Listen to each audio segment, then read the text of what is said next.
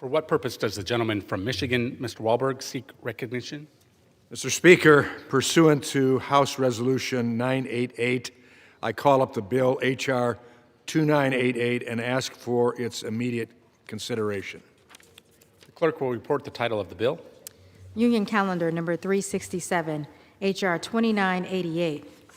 A bill to amend the Employee Retirement Income Security Act of 1974 to specify requirements concerning the consideration of pecuniary and non-pecuniary factors and for other purposes.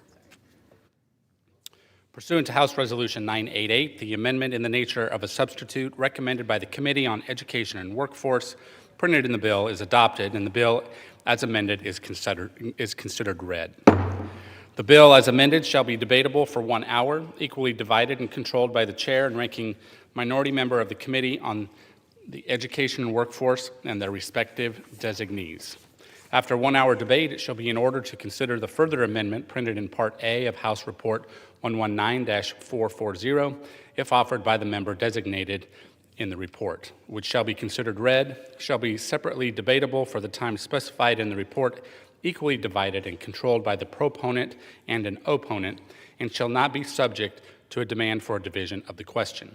The gentleman from Michigan, Mr. Wahlberg, and the gentleman from Virginia, Mr. Scott, each will control 30 minutes. The chair recognizes the gentleman from Michigan, Mr. Wahlberg. Thank you, Mr. Speaker. I ask unanimous consent that all members may have 5 legislative days within which to revise and extend their remarks and include extraneous material on H.R. 2988. Without objection, so ordered. Thank you, Mr. Speaker. I yield myself such time as I may consume. The member is recognized. I rise today to speak in support of H.R. 2988, the Protecting Prudent Investment of Retirement Savings Act, introduced by Representative Rick Allen, Chairman of the Subcommittee on Health, Employment, Labor, and Pensions. At its core, this legislation is about one simple principle. Retirement savings should be managed to protect workers' futures, not to advance political agendas. Over the past several years, the Biden administration pushed a rule that encouraged retirement plan fiduciaries to consider environmental, social, and governance, ESG factors, which make investment decisions. That might sound harmless, but in practice, it shifts the focus away from what retirement investing is supposed to be about: maximizing returns and minimizing risk for workers and retirees. Americans set aside money in their 401ks and pension plans to retire with dignity. They do it so they can pay their bills, cover medical costs, and support their families. They do not invest their hard-earned savings so federal bureaucrats can push ideological priorities.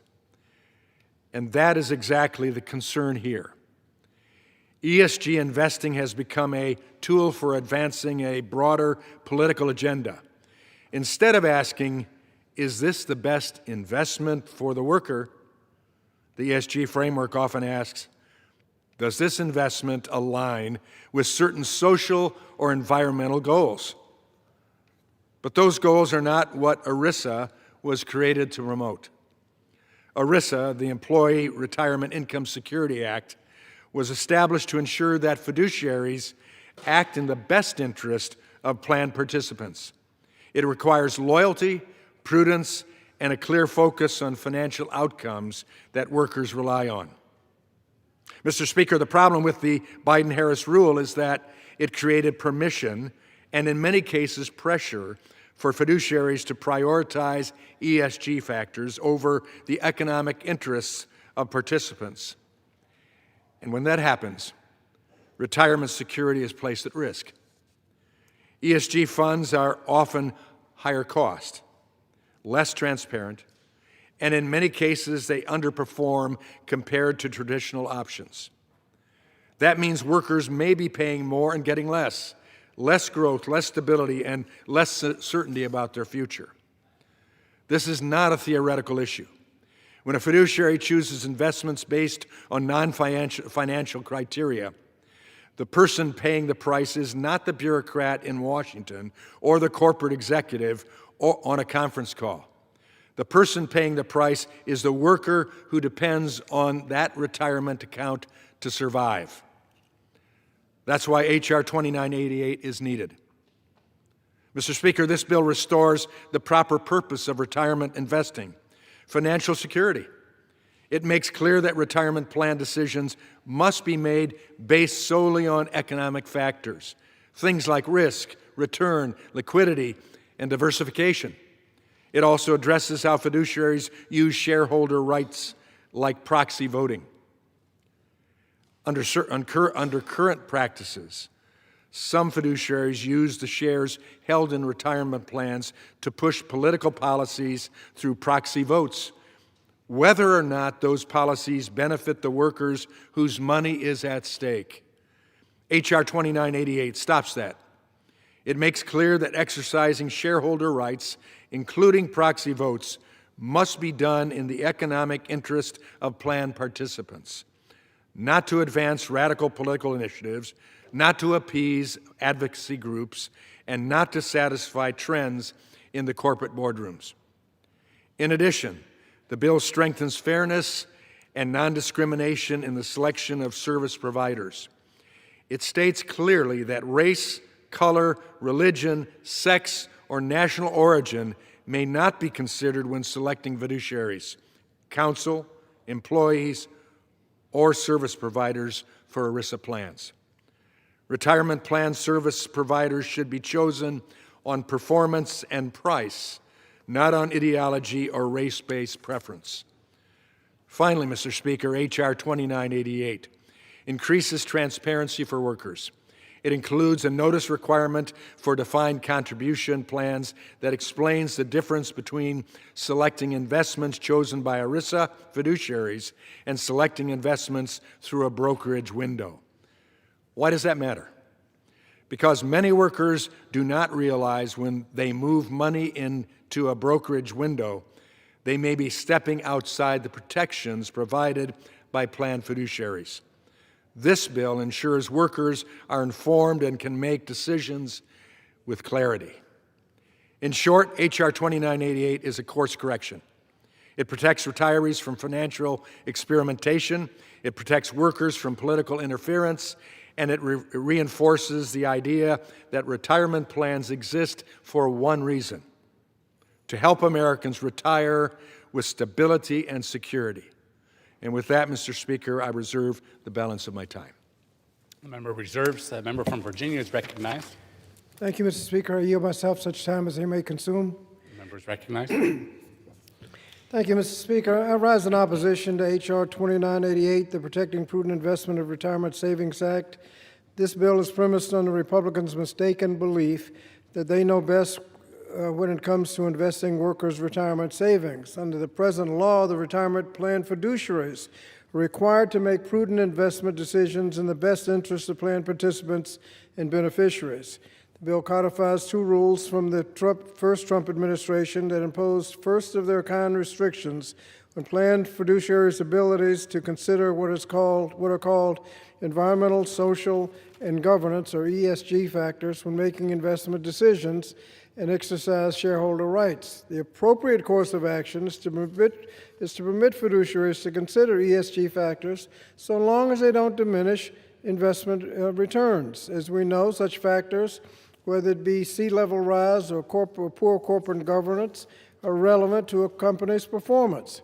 Considering whether a real estate investment will literally be underwater because of sea level rise is not ideology.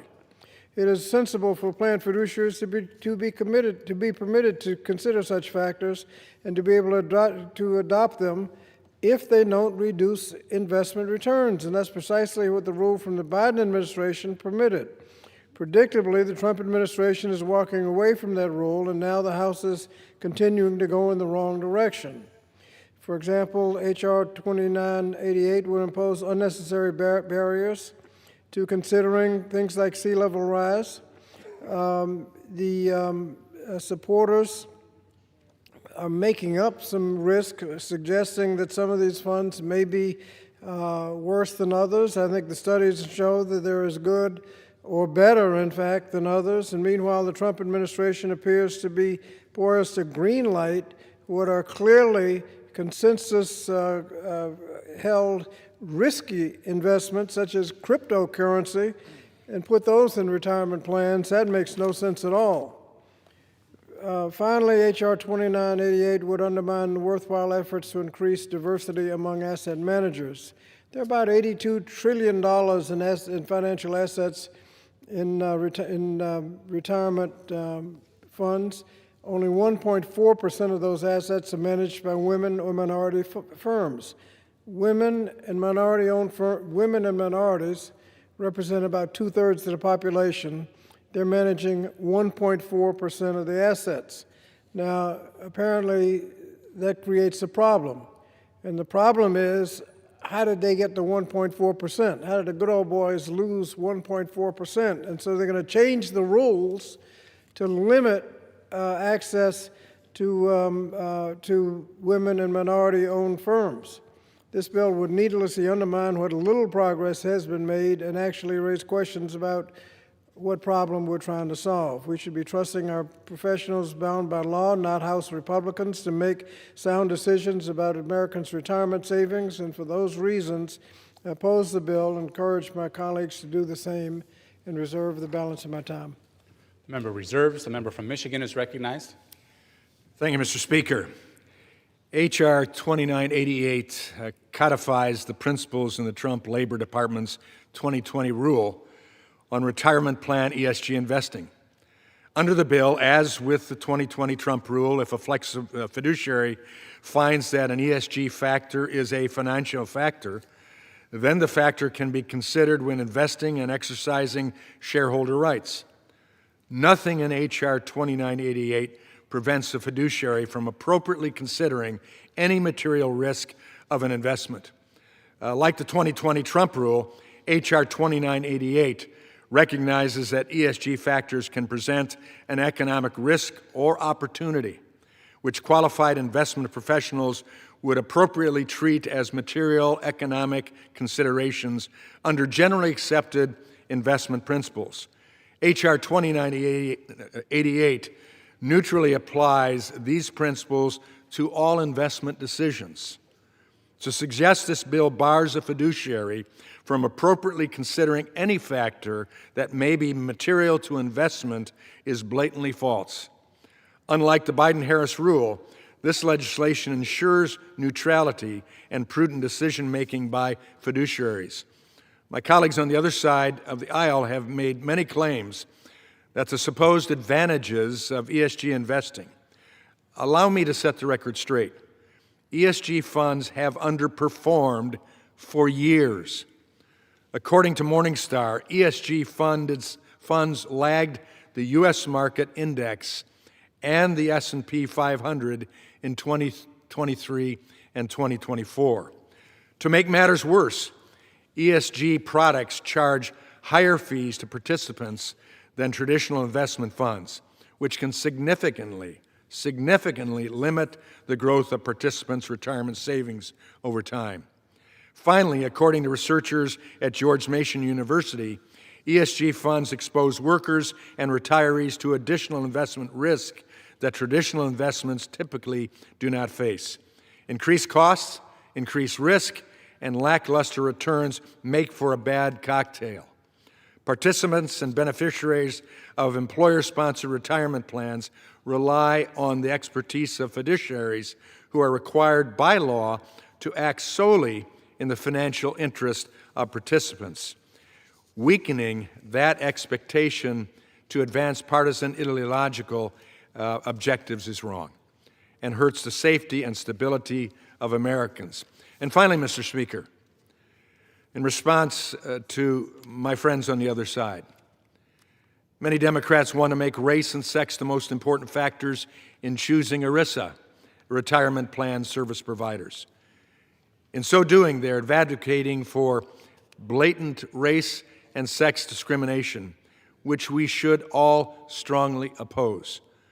Discrimination is never justified, and the use of quotas is inherently discriminatory. ERISA plan service providers must be selected using a prudent and non-discriminatory process. That is what H.R. 2988 requires. And with that, Mr. Speaker, I reserve. Member reserves. The member from Virginia is recognized. Thank you, Mr. Speaker. Mr. Speaker, I yield 3 minutes to the gentleman from Illinois, Mr. Caston. The member from Illinois is recognized for 5 minutes. Mr. Speaker, I rise in opposition to H.R. 2988, and I'm going to be honest, I cannot believe we are still engaged in this anti-capitalist doublespeak. But if my Republican colleagues are going to keep bringing bills to the floor to destroy the fabric of our market-based economy, I'm going to keep standing up for it. Let's be clear. ERISA already requires fiduciaries to act solely in the financial interests of plan participants and beneficiaries. H.R. 2988 does not strengthen that standard. It simply assumes that a handful of paternalistic legislators know more about the interests of America's business owners than they do.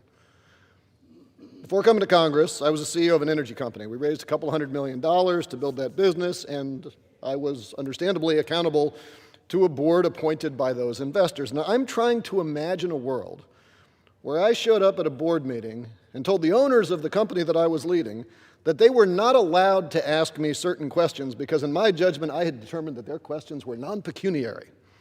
That is not a world where I would have been employed for very long. It also wouldn't have been good for our business because, look, different investors have different time horizons.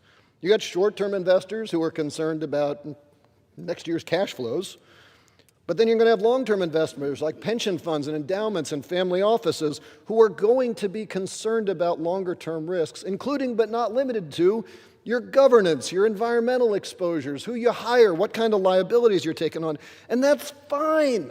That's how a functioning market works. But H.R. 2988 prioritizes those short-term investors by creating an arbitrary distinction between pecuniary and non-pecuniary risk factors. That requires investors to ignore financially relevant information that they, in their sole discretion, believe impact long-term performance.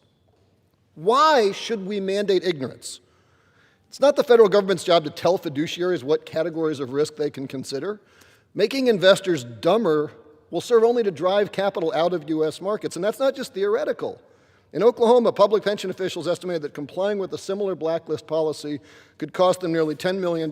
In Arkansas, state retirement system estimated comparable restrictions could reduce returns by $30 to $40 million a year. In Indiana, an analysis found it could cost pension returns as much as $6.4 billion over 10 years. This legislation is not about protecting retirees. It's about protecting mediocre businesses from the vibrancy of well-informed, competitive capital markets. Now, maybe that satisfies some short-term partisan political purpose, but it ain't patriotic, and it certainly ain't capitalism. All this will accomplish is to drive long-term investors out of U.S. equity markets. So for the retirement savings of our police officers, our teachers, our firefighters, for the preservation of U.S. capital markets, for capitalism that is free of the meddlesome government intervention that you all seem to love, I urge a no, and I oppose this legislation, and I yield back. And yields back. Gentleman from Virginia reserves. The gentleman from Michigan is recognized. Thank you, Mr. Speaker. I now am privileged to yield 4 minutes to the gentleman from Georgia, the chairman of the Health, Employment, Labor, and Pensions Subcommittee, and the sponsor of this good bill, Representative Allen. Gentleman from Georgia is recognized. Thank you for yielding the time, Mr. Chairman, and thank you for your tireless work on behalf of American workers, and specifically your support of the legislation before us today. Mr. Speaker, I rise in support of H.R. 2988, the Protecting Prudent Investment of Retirement Savings Act legislation I introduced earlier this year to ensure hardworking Americans do not have their retirement savings jeopardized by politically motivated mismanagement. What I'm hearing is that I think this bill fixes everything that the other side has been talking about as far as free market and far as capitalism. For those listening at home, it's important to understand how we got here. In 2022, the Biden administration heavy-handedly put the retirement security of over 150 million Americans at risk by issuing a deeply flawed rule to enable retirement plan fiduciaries to consider or choose investments based on environmental, social, and governance, or ESG factors. Folks, that is not free market. That is not capitalism. It is proven that ESG factors that often charge steeper fees, guarantee higher risk, have lower returns, and are well-known underperformers. That is precisely why this rule garnered bipartisan, bicameral disapproval in the form of a Congressional Review Act resolution that passed both the House and the Senate. However, the Biden-Harris administration vetoed the resolution, choosing to prioritize left-wing environmental and social issues ahead of retirees' financial security. As chairman of the Health Subcommittee, I remain committed to protecting the retirement savings of workers, retirees, and their families. The Protecting Prudent Investment of Retiree Savings Act would codify that retirement plan sponsors must make investment decisions solely based on economic factors and financial returns. Additionally, the bill states that the decision to exercise a shareholder right is subject to the purchase and loyalty duties under ERISA. It states that proxies held by ERISA plans must be voted in the economic interest of the plan, not used to advance radical policies and favors to crony capitalists. The bill declares that race, color, religion, sex, or national origin may not be taken into consideration when selecting a fiduciary, counsel, employee, or service provider of an ERISA plan.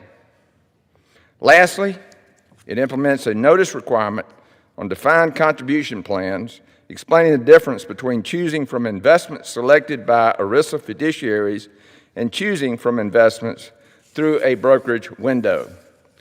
Mr. Speaker, I think most would agree that advancing a political agenda against the agenda at the expense of retirement savings is wrong. Let's be clear. Americans invest to secure a brighter future for themselves and their families, not to bankroll Democrats' radical initiatives and pet projects and take care of their crony capitalists. Retirement plan sponsors have a duty to prioritize financial returns, ensuring Americans' hard-earned savings are invested in a sensible manner. The Protecting Prudent Investment of Retirement Savings Act delivers a significant win to retirees across the nation, and I strongly urge my colleagues on both sides of the aisle to support its passage. I'd like to thank my staff for their diligent work on this bill. Thank you, Chairman Wahlberg, for your support throughout the committee process, and Leader Scalise and Speaker Johnson for bringing H.R. 2988 to the House floor. And with that, I yield back. The member yields back. The member from Michigan reserves. Member from Virginia is recognized. Thank you, Mr. Speaker. Mr. Speaker, I yield 3 minutes to the gentleman from Rhode Island, Mr. Magaziner. Member is recognized for 3 minutes. Thank you, Speaker, and thank you to the ranking member. I rise in opposition to this bill, which will only hurt the retirement savings of millions of Americans. Our Republican colleagues are once again prioritizing culture wars over working people and threatening the retirement savings of nurses, teachers, police officers, healthcare workers who are just trying to save for their future with peace of mind. The bill before us today injects politics into investment decisions that should be guided by sound financial judgment. Let me be clear. Environmental, social, and governance risks are material, are pecuniary, and companies that adopt thoughtful policies on these risks outperform those that don't over the long term. If an oil company is cutting corners and it leads to a spill that is expensive to the company, that hurts shareholders, that hurts people who are saving for retirement. That is a failure to manage an environmental risk. If a company maintains a culture in the office that allows rampant discrimination that causes lawsuits that are expensive to the company, that is a social factor that is a material risk. If executive pay is structured in a way where it is not tied to shareholder performance, that is a risk. And as a former state treasurer, I know that ignoring these risks does not make them disappear. And by the way, the proxy voting process is an important way for shareholders to tell executives at companies when they think that something needs to change. They are non-binding. But what this bill would do is make it harder for shareholders to vote to put even non-binding items in front of a board to consider. Now, I've heard the other side say that this bill does not preclude ESG factors from being considered if they are material, but that is not true in practice. Because what will happen in practice is that SEC bureaucrats and political appointees will get to choose what is material and what is not. Anytime an executive, a corporate executive, doesn't like what a shareholder proposal is about, they can go to the SEC and say, keep this off the ballot, I don't want to see it. And it'd be up to those bureaucrats and those political appointees to decide what's material and what's not. How about we trust the investors? How about we trust the people who are actually doing the work? How about we trust the plan participants, the workers and the retirees? Anyone who has a 401k or an IRA can tell you that they can go on the website, they can pick from a range of different plans based on what they think is a good idea for them. Why don't we trust them instead of trusting bureaucrats and political appointees to make decisions for everybody else? Understand why we are here and who this bill helps. This bill helps corporate executives who do not want to be held accountable by their own shareholders. This bill, thank you, ranking member. Additional minute. This bill helps executives who do not want to be held accountable by their own shareholders for material ESG risks. And it all comes down to time horizons, as Mr. Kasten said. When I was state treasurer, I had 60,000 people who were relying on me for their retirement. I had people who are 90 or 100-year-old retirees, and I had first-year teachers who were 23 years old, and I owed just as much of a fiduciary duty to those 23-year-olds as to the 90-year-olds. So long-term factors, ESG factors, matter even when corporate executives who are focused on the short term don't care about them. This bill claims to be about free markets. It is the opposite. It is taking choice away from investors, away from retirees and plan participants, and putting it in the hands of bureaucrats and political appointees. I urge a no vote, and I yield back. Member yields back. The member from Michigan is recognized. Thank you, Mr. Speaker. I'm privileged to yield 3 minutes to the gentleman from Michigan, who is Vice Chair of Financial Services Subcommittee and extremely well-versed in being able to deal with this issue, Representative Bill Huizenga. Member from Michigan is recognized. Well, thank you, Mr. Speaker, and I appreciate my colleague from Michigan granting me a little time here. I was not planning on speaking on this. I'm actually down here for an amendment.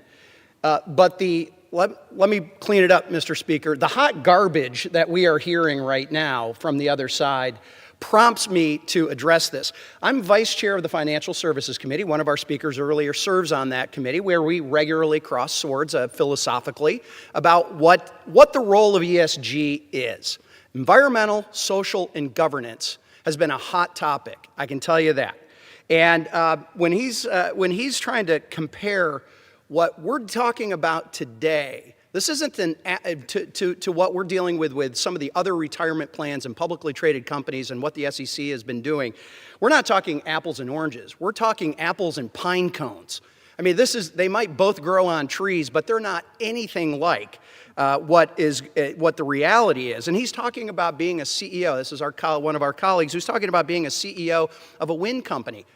Mr. Speaker, that is by definition one of those ESG companies. And when he's talking about pecuniary questions not being allowed to be asked, completely false. It's materiality is the watchword. Materiality. And what we saw under the last administration is they blew through that, by the way, legal definition, which was from 1976. Thurgood Marshall is the one that developed the materiality definition by law. And they blew through that and said, you know what? These issues are so important to us that we're just going to kind of set the law aside and say, no, you must have an environmental or a social or governance lens with which to drive this through. That has nothing to do with return. Nothing to do with return. And what we have seen is that the activist investors that have gotten involved, who have driven these, who have put these shareholder proposals in place, have put these requests in place, they don't care about return. That isn't their word, that isn't their goal. Their goal is social change.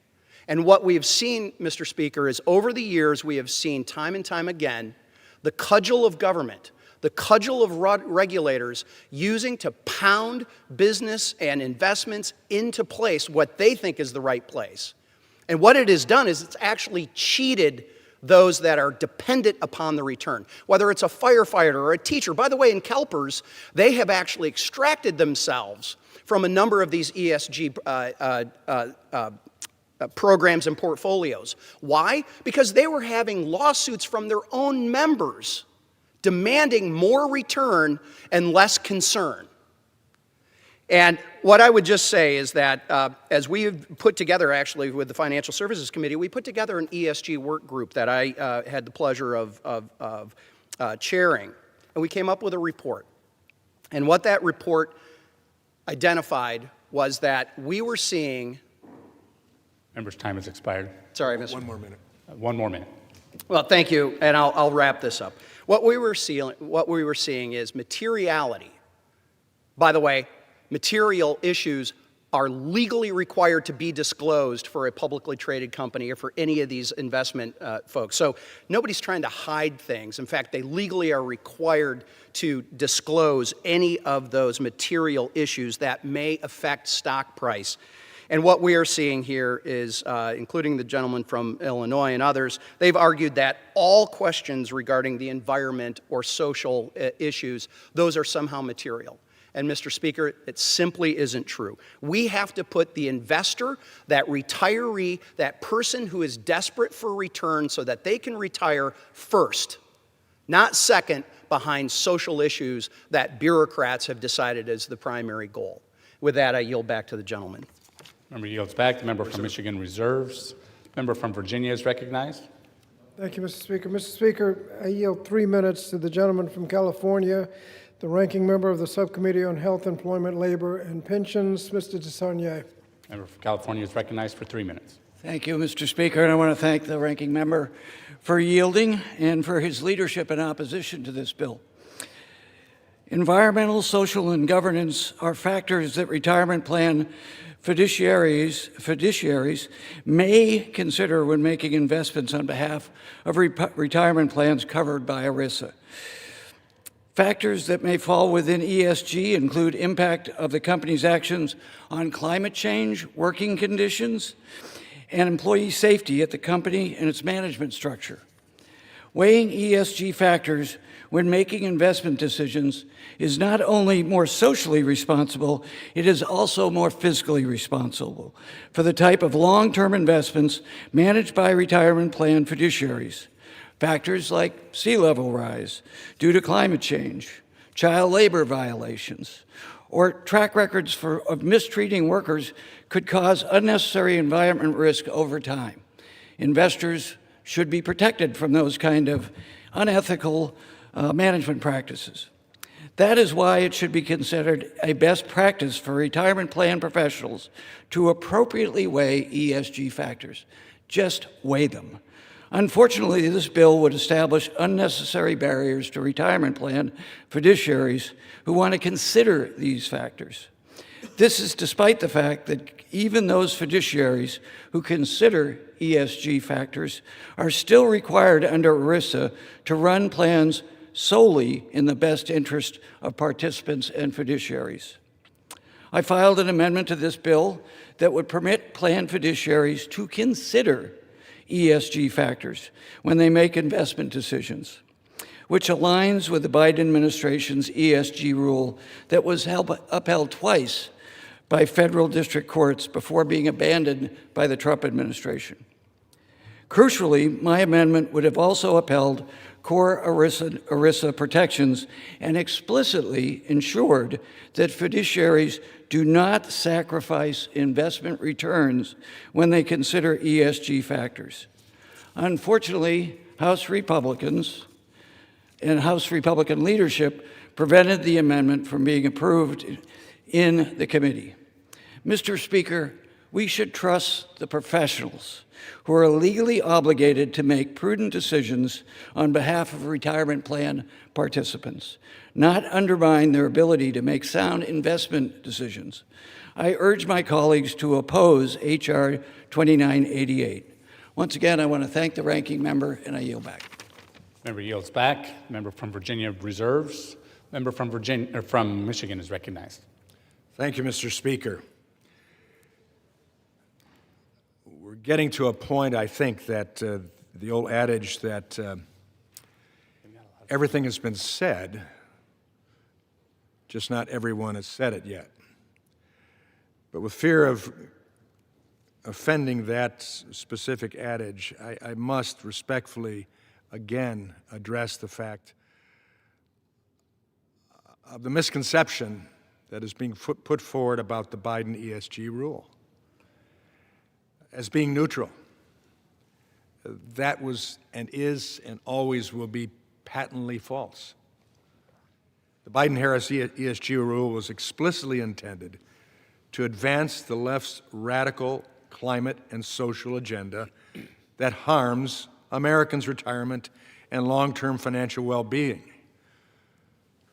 Even though the debate can be made about ESG issues, yet that's not what we want to see take place for the best benefit of retirees. This legislation is needed to combat the Biden rule, which was issued in response to not one, but two executive orders on climate change. The Biden Labor Department expressly stated that the intended effect of the rule is to loosen restrictions on fiduciaries and encourage them to consider ESG factors in their decision-making. Encourage them, not simply allow, encourage them. The Biden Labor Department's explanation of the rule lists ESG factors that it believes are relevant to investment performance, including impacts to climate change, corporate board composition, and workplace diversity and inclusion. H.R. 2988 is essential to restore the neutrality of financial factor-only evaluation when investing to protect America's retirement savers. And with that, Mr. Speaker, I reserve. The member from Michigan reserves. The member from Virginia is recognized. Thank you, Mr. Speaker. Mr. Speaker, I yield 4 minutes to the gentlelady from Ohio, Ms. Capter. The member from Ohio is recognized for 4 minutes. Thank you, Mr. Speaker and Ranking Member Scott. This bill unnecessarily restricts the free market. It dictates what private sector fiduciaries can and cannot consider when making investment decisions that directly affect the savings and retirement savings of hardworking Americans. For this reason, at the appropriate time, I will offer a motion to recommit this bill back to committee. If the House rules permitted, I would have offered the motion with an important amendment to this bill. My amendment would include the H.R. 1357, the Susan Muffley Act, to address a true injustice to thousands of workers and retirees across this country, a bill to restore the Delphi salaried retirees' pensions. For decades, the men and women who built Delphi, and they worked hard, were told that if they worked hard and kept their end of the deal, their retirement benefits would be there for them. However, that promise was broken through no fault of their own when Delphi collapsed, leaving more than 23,000 salaried workers, including over 5,000 in Ohio, with sharply reduced or eliminated pensions. Those are the folks that I meet. This is simply wrong. It is un-American. Mr. Turner, Ms. Tenney, Ms. Moore, and I have a bipartisan bill to restore dignity, fairness, and economic security to people who earned it the hard way. They worked hard. And for too long, Delphi retirees have been asked to wait, to be patient, and to accept less than what they were promised and worked for and earned. Many are now well into their retirement years. It almost seems like a conspiracy to keep it away from them, their retirement benefits. They face rising health care costs, higher prices at the grocery store, and fixed incomes that were unjustly cut. These are not abstract numbers. These are real people who planned their lives around commitments and promises that were made to them and then broken. Let me remind you that when the auto rescue moved forward, corporate interests were stabilized, made whole, but working people were left behind. And that imbalance has lingered for 2 decades. Shame on us as a country. Shame on us and the people who allowed that to happen. The Susan Muffley Act corrects that injustice. It directs the Pension Benefit Guaranty Corporation to recalculate benefits without arbitrary caps that punished Delphi retirees alone. It is a narrowly tailored fix, but one that delivers profound relief and long overdue justice. This legislation is also about reaffirming a core American value. If you work hard, play by the rules, and keep your word, your company and country should keep its word to you. These retirees did not speculate. They did not gamble. They paid into a system that was supposed to protect them. Congress has a moral obligation to fix what was broken. Too bad the market can't do it alone. Every year of delay compounds the harm. The Susan Muffley Act will finally make these workers whole. I ask unanimous consent, and I will insert into the record the text of this amendment, and I hope my colleagues will join me in voting for the motion to recommit. Thank you, and I yield back. The member yields back. The member from Virginia reserves. The member from Michigan is recognized. I reserve. I'm prepared to close. Member reserves. The member from Virginia is recognized. Thank you, Mr. Speaker. Mr. Speaker, I ask unanimous consent to enter on the record the following letters in opposition to H.R. 2988, one led by the Americans for Financial Reform and signed by dozens of organizations representing labor, civil rights, environmental, and other relevant policy issues, another from the FL-CIO, another from Ceres, another signed by the National Employment Law Project, the Economic Policy Institute, and the National Partnership for Women and Families, one from SEIU, and one from the U.S. Sustainable Investment Forum. Without objection. Thank you. Mr. Speaker, I yield myself the balance of the time. Member is recognized. Mr. Speaker, right now across the country, workers are struggling to pay their bills and meet basic needs, let alone save for retirement. It's incredibly hard for workers to do much on their own for retirement when, according to the Federal Reserve, many would struggle to come up with the money to finance an unexpected $400 expense, such as a car repair or medical bill. That being the case, it should not be controversial for retirement plan professionals to appropriately weigh environmental, social, and governance factors in their clients' best interests.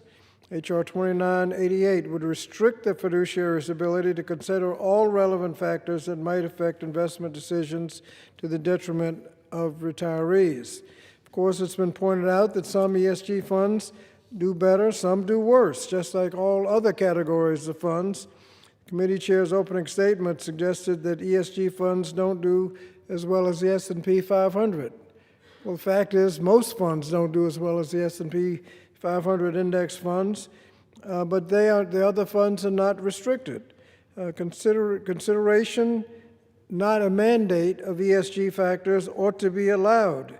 And they said the present law is not neutral. Well, this law is not neutral because if you want to consider environmental possibilities and concerns or governance or other factors like that, extra paperwork is needed, and it is much more difficult to have those considered. Mr. Speaker, the professionals ought to be able to decide what are the best investments for the retirees, not politicians. And for that reason, I oppose the bill and urge my colleagues to do the same and yield back the balance of my time. The member yields back the balance of his time. The member from Michigan is recognized. Mr. Speaker, I yield myself the balance of my time. Member is recognized. Let me close with this. H.R. 2988 is about keeping retirement investing focused on what matters: protecting workers and retirees. The Biden-Harris ESG rule encouraged fiduciaries to consider political and ideological factors in retirement plans, even when that could increase risk and reduce returns. That's unacceptable. Representative Rick Allen's bill restores the ERISA standard by requiring that investment decisions be based only on economic factors. It ensures proxy voting and shareholder rights are exercised solely in the financial interest of plan participants, not to push radical policies. It bans discrimination in selecting plan fiduciaries and service providers based on race, religion, sex, or national origin. Almost sounds American in its idea. And it improves transparency by requiring plans to explain the difference between fiduciary selected investments and brokerage windows.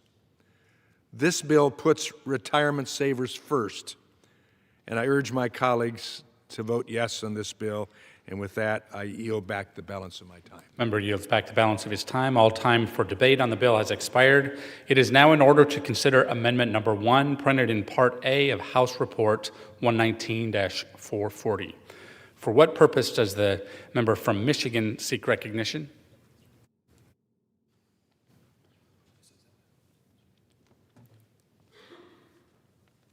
Sorry, Mr. Speaker, I wasn't sure which member from Michigan you were talking to. I have an amendment at the desk. The clerk will designate the amendment. Amendment printed in Part A of House Report Number 119-440, offered by Mr. Huizenga of Michigan. Pursuant to House Resolution 988, the member from Michigan, Mr. Huizenga, and a member opposed, each will control 5 minutes. The chair recognizes the member from Michigan.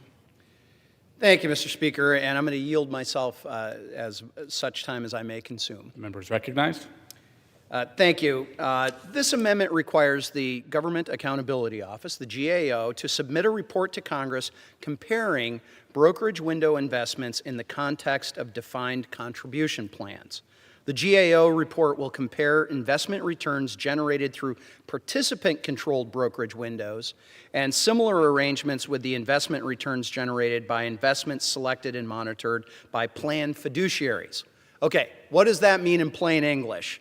Basically, do you want to be involved in the decisions surrounding your investments? Most defined contribution plans, like 401k plans, allow participants to direct their investments from a menu of options selected by investment fiduciaries who are the experts. Those are the professionals who have a legal obligation to maximize return for the investor. Plan fiduciaries go through an extensive selection and monitoring process where evaluating fees, risks, performance, and how each option compares to available alternatives. And if the plan fiduciary places pooled asset funds, like mutual funds, on the investment menu, the fees are almost always lower, which bolsters then funds net return, meaning more money into the pockets of the investor. Brokerage window participants are bypassing the investments selected by the plan's investment fiduciaries and self-selecting investments for their retirement savings. Again, Mr. Speaker, this is about whether you want to be involved in your own retirement savings decisions. I do, by the way. If the participant purchases a mutual fund through a brokerage window, the participant would likely be subject to the highest retail share class fee for that mutual fund. While this amendment calls for the GAO to study whether the net returns generated through brokerage windows are comparable to those generated by the investments selected by plan fiduciaries. So we had, Mr. Speaker, quite a discussion about ESG in this, on the overarching bill.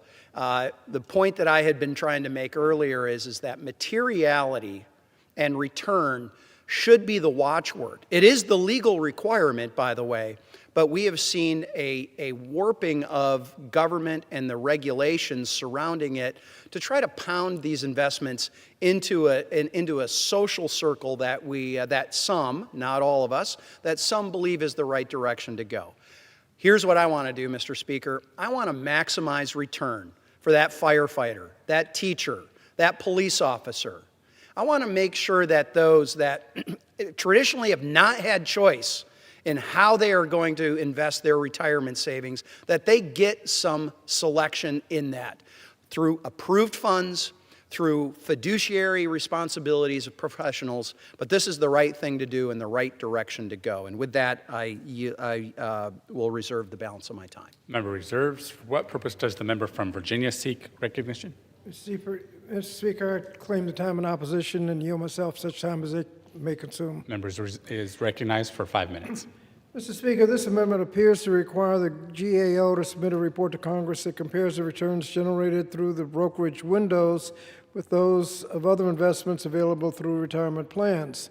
Brokerage windows allow plan participants to invest outside the menu of designated investment alternatives available under their plan, and such investments can include mutual funds and, in some cases, individual stocks and bonds.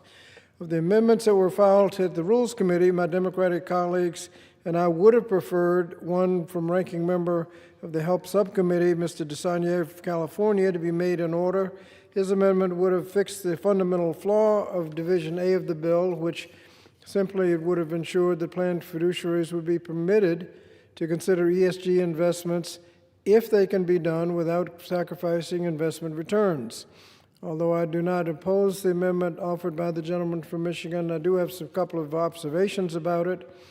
First, the effect of this amendment could be accomplished by just writing a letter to GAO along with the chair of the Education and Workforce Committee. That would be faster than sticking it on this bill and hoping the bill passes. We may draw the conclusion that this amendment was made in order so that the Republican majority could say they have an open process on this flawed bill and avoid yet another criticism of all of their closed rules. With respect to the substance of the amendment, I'm concerned that it needlessly pits two things that are not in conflict, that is brokerage windows and the plan's designated investments, putting them against each other. As my colleagues know, in 2021, the ERISA Advisory Council examined brokerage windows. They noted that fewer than 1/3 of the retirement plans even offer a brokerage window, and roughly 2% of plan participants with access to one actually choose it. And when you look at the average brokerage window account, it exceeded over $300,000, which is far greater than what many Americans have in their total retirement funds. And so while few people are using the brokerage windows, the ones that do may be interested in exploring funds or stocks that are not affected by their plan. Of those mutual funds that are offered, some may be ESG themed. And if that's the concern of my colleagues, and if they're banking on the GAO to produce a report that shows that ESG themed funds offered in a brokerage account will underperform, they may be disappointed because researchers at New York University noted that, I quote, empirical studies and meta-analysis consistently demonstrate a positive relationship between ESG integration and financial performance. GAO itself has already examined this issue in the past and stated that, and I quote, the vast majority, 88% of the scenarios we studied reported finding a neutral or positive relationship between the use of ESG information in investment management and financial returns. Finally, the gentleman's amendment must be considered alongside the House Republicans' efforts to decimate GAO budget. Last summer, the House Republicans proposed cutting the GAO budget 50%. Fortunately, that was restored in the final version, but it's curious that the House Republicans now want to give the GAO more work after they're so intent on cutting its budget. With all of that, Mr. Chairman, I would hope that, I don't know whether it makes much difference whether it passes or not, but I would yield back the balance of my time. Member yields back. Member from Michigan is recognized. Thank you, and I'll close with this. And I appreciate where the gentleman is coming from. This has been a long debate regarding some of these issues surrounding what I believe is the core issue. And I believe the core issue, Mr. Speaker, is that it is time for us to put retirees first, not second in investment decisions. And a gentleman was talking about it, an ESG fund. I have no problem with the existence of an ESG fund. And if someone, for whatever personal reason, decides that they want to invest in a fund that does not have holdings in oil or in pharmaceuticals or something along those lines. That's quite all right. But, Mr. Speaker, it has to be voluntary. It has to be voluntary. And it's okay to invest in that ESG fund, but it is not okay, Mr. Speaker, to force someone into that ESG fund that is then going to suffer for that decision because of a lack of return. And the gentleman cited one study, and I'm actually familiar with the study, but I can show you 5 studies for every one that are opposed to this notion that ESG funds are more expensive and have a lower return. But at the end of the day, it needs to be about choice for those retirees and their opportunity. And with that, I yield back. Member yields back. Pursuant to the rule, the previous question is ordered on the bill and the amendment offered by the member from Michigan, Mr. Huizenga. The question is on the amendment by the member from Michigan. Those in favor say aye. Aye. Those opposed, no. The ayes have it. The amendment is agreed to. For what purpose does the member from Michigan seek recognition? Mr. Speaker, I request yeas and nays. Yeas and nays are requested. Those favoring a vote by the yeas and nays will rise. A sufficient number having risen, the yeas and nays are ordered. Members will record their votes by electronic device. Pursuant to Clause 9 of Rule 20, this 15-minute vote on the amendment will be followed by 5-minute votes on a motion to recommit H.R. 2988 if offered, and passage of H.R. 2988 if ordered. This is a 15-minute vote.